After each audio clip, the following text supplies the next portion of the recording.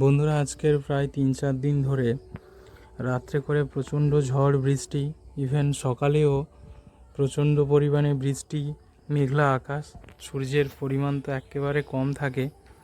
তো ভাবলাম এই রকম ওয়েদারে কেমন কি আউটপুট দেয় সেটা তোমাদের সঙ্গে শেয়ার করি, কারণ বেশিরভাগটা সময় যখন ওয়েদার ভালো থাকে আমি সেই সময় ভিডিও করে দিয়েছি। তো দেখতে পাচ্ছেন বন্ধুরা, আকাশ কিন্তু এখন মেঘলা হয়ে আছে। যদিও এই মুহূর্তে সূর্যটা একটু উঠেছে, তো কতটা পরিমাণ উঠেছে সেটা আমি না হলে নিচে গিয়ে দেখাবো।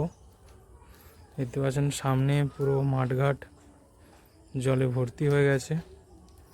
আর একটা লাভ হয়েছে, প্লেটটা একদম ধুয়ে মুছে সাফ হয়ে গেছে, একদম পরিষ্কার হয়ে গেছে। আমাকে কিছুই করতে হয়নি। মানে 3-4 দিন এত প্রবল পরিমাণে বৃষ্টি হচ্ছে, তো পরিষ্কার হয়ে গেছে। সেন্সারে তো এখনও জল এখনও লেগেই আছে। যাই হোক, এটা কিন্তু লাইট সেন্সার, সানলাইটের যে পরিমাণ সেটাকে মেজার করে। ও এটা সেই সেন্সার বক্স, তো চালু থাকে, অল টাইমই চালু থাকে, মনিটর করে। তো এখন আমি জাস্ট উপরে আউটপুটটা কত আমি একটু দেখাবো, বেরোচ্ছে কত। রিসেট করে নিলাম, তো দেখা যাক কত দিচ্ছে এখন। তো 13 অ্যাম্পিয়ার এখন যাচ্ছে।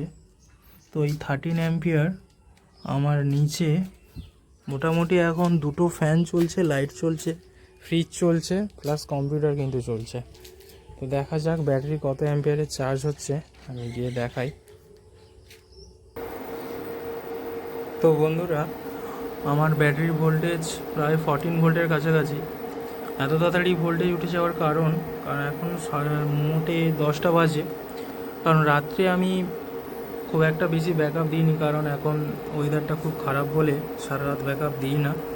তো কিছু সময় অনেকটাই সময় কারেন্টে চালানো হয়। তো যাই হোক, এখন এখন ব্যাটারি কিন্তু ফুল অ্যাম্পিয়ারে চার্জ হচ্ছে। যদিও এটা ফ্ল্যাকচুয়েট করছে, এখন 24 অ্যাম্পিয়ার, ফুল অ্যাম্পিয়ারে দিচ্ছে যদিও, কারণ এখন হয়তো একটু রোদটা বেশি উঠে গেছে, কিন্তু এটা 15-16 মতো থাকে এখন, বিশেষ করে এই রকম ওয়েদারে। তো যাই হোক, এখন 24-এ তো হচ্ছে, তার সঙ্গে কিন্তু আমার কম্পিউটার চলছে। তারপরে এখানে যদি আমি দেখাই, 25 অ্যাম্পিয়ারে কিন্তু চার্জ হচ্ছে। সঙ্গে আমি সানলাইটটা কত আছে আমি একটু দেখিয়ে দিই।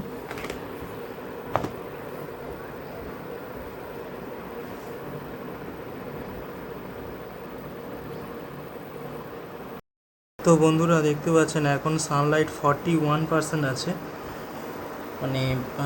খুব একটা খারাপ আছে আমি বলবো না যদিও।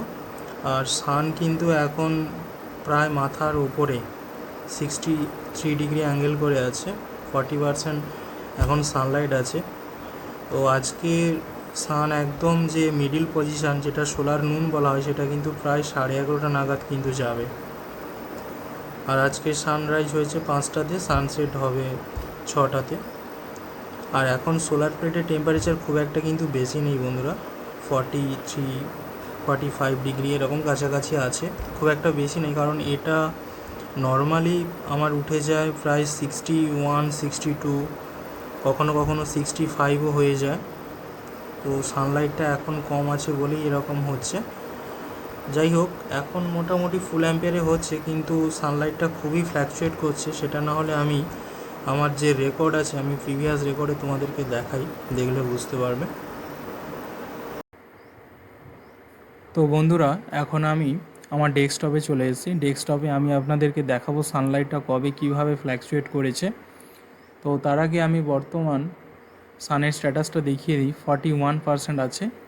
তো তার সঙ্গে আমার যে বাড়ির লোড, গ্রিডের লোড কিন্তু এখন 16 ওয়াট, 16 ওয়াট কিন্তু লোড আছে।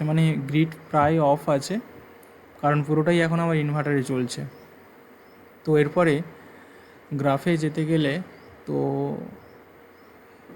এরকম একটা জায়গায়, এখানে কিন্তু আমার সমস্ত ডেটা এসে স্টোর হয়, বিশেষ করে এই সোলারের ডেটাগুলো। তো এখানে এটা কিন্তু এই রুমের টেম্পারেচার, এটা কিন্তু আমার প্যানেলের টেম্পারেচারের গ্রাফ, এটা হিউমিডিটি গ্রাফ, এটা ইলুমিনেশন মানে এটাই ওই সানলাইট, আর এটা সানলাইটের পার্সেন্টেজ। তো আমি এটাকেই দেখাই।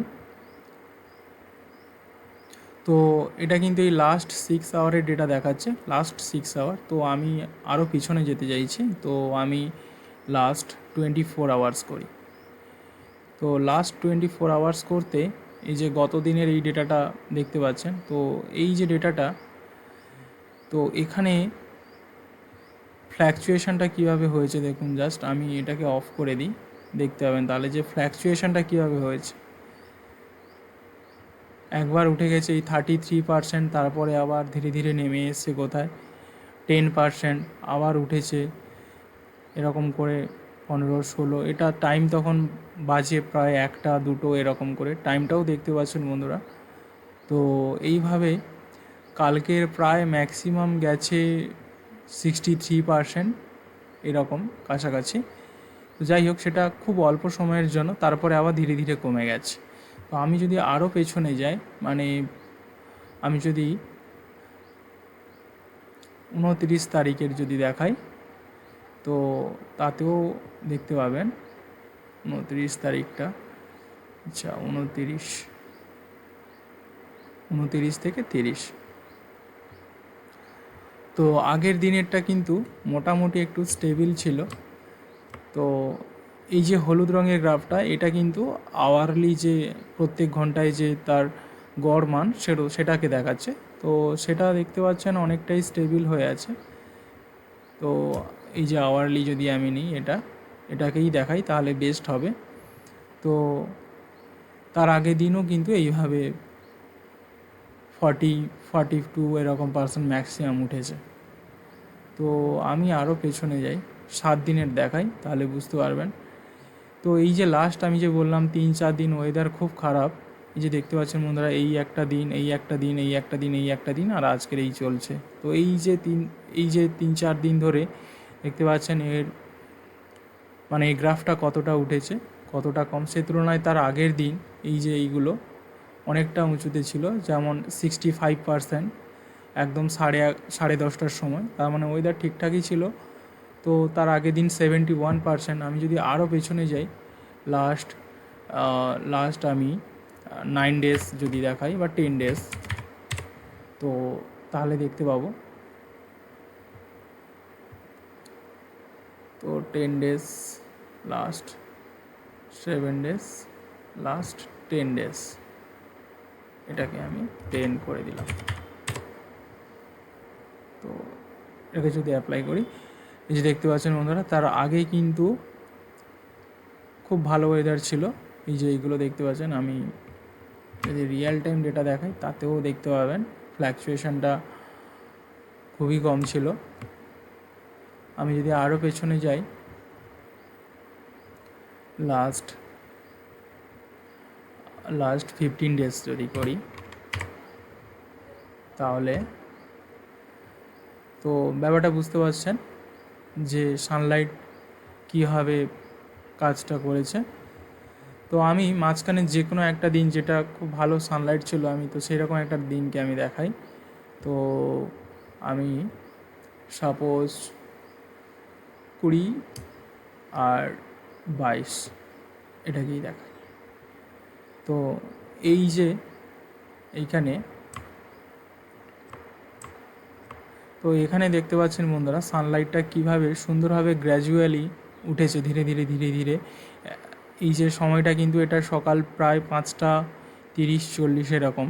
এই যে দেখতে পাচ্ছেন টাইমটা 1% শুরু হয়েছে, ধীরে ধীরে এইভাবে টাইমও বাড়ছে, ইনক্রিজ হচ্ছে।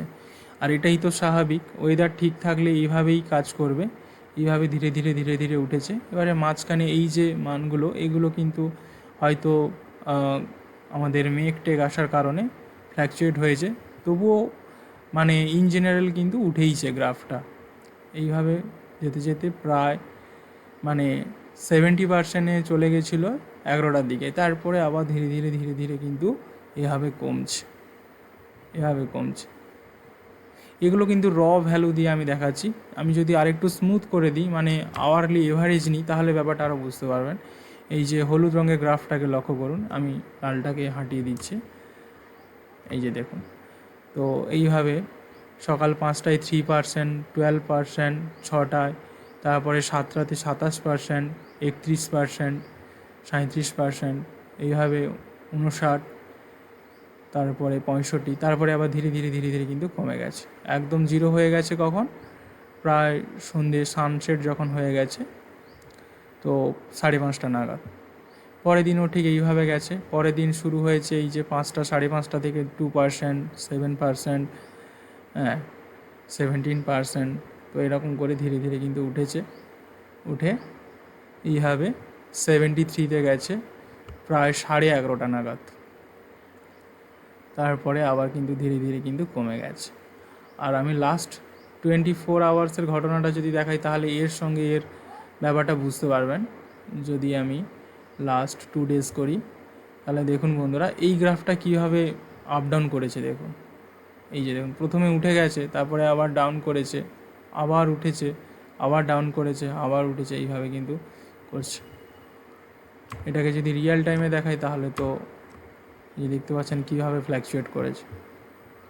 যাই হোক, এইভাবে কিন্তু আমার অনেক দিনের ডেটা সেভ আছে, আমি চাইলে এভাবে ট্র্যাক করতে পারি। সঙ্গে আর একটা জিনিস আপনাদেরকে দেখাই, সেটা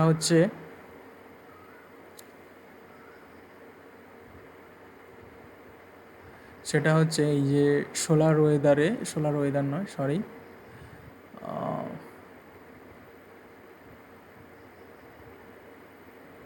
এনার্জি মনিটরে আমি একটা জিনিস দেখাবো। অ্যাকচুয়াল আমার কনজামশান কতটা হচ্ছে, আমি যদি লাস্ট 30 ডেজ দেখাই, তাহলে বুঝতে পারবেন। এই যে, তো এটা আমি আমার গত 1 মাসের আমার যে গ্রিডের কনজামশান কত ইউনিট পার ডে কনজামশান কত, সেটা আমি দেখাই। তো প্রথম মানে এটা কবে, কত না, এটা হচ্ছে এপ্রিলের 2 তারিখে, এই দেখতে পাচ্ছেন 26/4/2। তো 1 ইউনিটও খরচ হয়নি সারাদিনে। তারপরে 1.2, 1.1, 1.4, এরকম করে 1.9। এটা কিন্তু গ্রিডের খরচটা আমি বলছি, মানে গ্রিড থেকে, মানে ইনভার্টার থাকা সত্ত্বেও গ্রিডের যে কনজামশন থাকে, কারণ পুরোটা তো ব্যাকআপ নিতে পারে না, কারণ এখন প্রচণ্ড গরম। তো সমস্ত ফ্যান, তারপরে টিভি, ফ্রিজ চালানোর পরেও ব্যাকআপ থাকে না, তো কিছুটা সময় রাত্রে চালাতে হয়। তো সেটাই আমি দেখাচ্ছি। আর এটা যদি না থাকতো বন্ধুরা, মানে ইনভার্টার যদি না থাকতো, এই কনজামশানটা আমার পার ডে যেত, সেটা আমি এখন দেখাতে পারবো না। আমার যেত এটা প্রায় 5.5 ইউনিট, 6 ইউনিট করে যেত, মানে 5 ইউনিট তো থাকতো। সেটা কমে আমার পার ডে কনজামশান এসছে এই যে 1.9, মানে প্রায় 2 ইউনিটের কাছাকাছি। তো ম্যাক্সিমাম যদি এখানে দেখি যে 2.2, মানে আমার ইনভার্টার যদি না থাকতো, তাহলে এই দিনকার আমি একদম গ্যারেন্টি দিয়ে বলতে পারি যে আমার এটা 5 ইউনিটের অ্যাভাব চলে যেত, একদম গ্যারেন্টেড। তো এই যে, কারণ কিছুটা সময় আমাকে গ্রিডে চালাতে হয়, ব্যাকআপে চালাতে হয়, নাহলে মানে হয় না, 1 কিলোওয়াট সিস্টেমে হয় না। তো আমি সেই কারণে পরে একটা বড় সিস্টেমের দিকে এগোবো। তো যাই হোক, তো আমি এটা পার ডে যে কনজামশান, সেটাও আমি আপনাদের সঙ্গে শেয়ার করলাম। তো আচ্ছা, গত দিনেরটা দেখি। এই যে গত দিনের এটা 1.4, এই দেখতে পাচ্ছেন 30/4, মানে এপ্রিলের 30 তারিখ। তো প্রায় 1.5 ইউনিট কনজামশান হয়েছে সারাদিনে। তো এই হচ্ছে এনার্জি কনজামশান ছিল। বন্ধুরা, আর একটা জিনিস আপনাদেরকে দেখাই, এটা হচ্ছে আমার বাড়ির বিল, ইলেকট্রিক বিল। তো আমি এখানে লাস্ট 2টো বিল আমি আপনাদেরকে দেখাই। এটার বিল ডেট দেওয়া আছে 28/12/2025, আর এটার যে বিল ডেট সেটা আছে 23/3/2026, মানে জাস্ট 3 মাসের। তো 28/12-তে যেটা ছিল 2025-এ, তো তার বিল ছিল কিন্তু 276 ইউনিট, 276 ইউনিট কনজামশান হয়েছিল। কিন্তু লেটেস্ট বিল যেটা, মানে 23/3/2026-এ যেটা দিয়ে গেছে, সেটাতে কিন্তু এই যে দেখতে পাচ্ছেন টোটাল ইউনিট, এটা আছে কিন্তু 71। জাস্ট 71। তো সেই কারণেই এটা আমার অ্যাডজাস্ট হয়ে গেছে, মানে 75-এর নিচে যেহেতু আছে তো এটা আমার অ্যাডজাস্ট হয়ে গেছে। আর এই যে দেখতে পাচ্ছেন এখানে এই যে 1028 টাকা এটা আমার ডিউ ছিল, মানে এই বিলটার ডিউ ছিল, তো সেই কারণে আমাকে জাস্ট এই ডিউ বিলটা পেমেন্ট করতে হয়েছে। কিন্তু 71 কিন্তু টোটালি আমার অ্যাডজাস্ট হয়ে গেছে। কিন্তু এ মাসে আশা করি হবে না, কারণ 6-এ যে বিলটা আসবে হয়তো সেটাতে হবে না, কারণ এখন কনজামশানটা খুব বেশি হচ্ছে, কারণ এখন গরমটা প্রচুর। তো দেখা যাক কত কি আসে। 75 তো থাকবে না, 75-এর উপরে গেলেই কিন্তু পুরো বিলটা আপনাকে পেমেন্ট করতে হবে। তো আশা করি হবে না, তো কিছুটা সেভ হবে, অবশ্যই সেভ হবে অনেকটাই, কিন্তু একদম জিরো হবে না। দেখতে পাচ্ছেন জাস্ট 4 ইউনিট হলেই কিন্তু আমাকে পুরো বিলটা পেমেন্ট করতে হতো।